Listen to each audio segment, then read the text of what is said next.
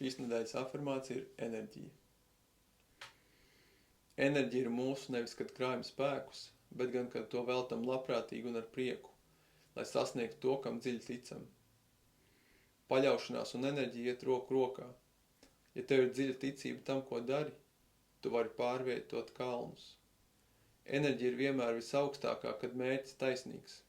Jo lielāka ir kāda ticība, jo lielāks ir viņa gribas spēks.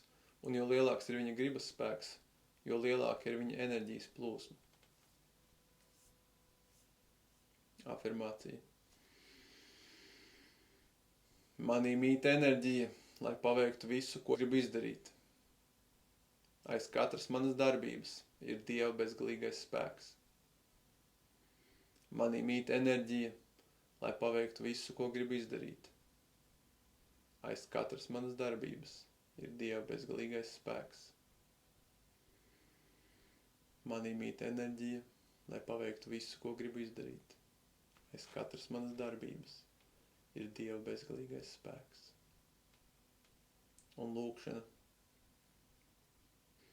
Ak, kosmiskā enerģija, atdzīvina visas mana ķermeņa šūnas, uzlādē man prātu ar neierobežotu iedvesmu, piepildi manu dvēseli ar tavu neizsmeļamo prieku.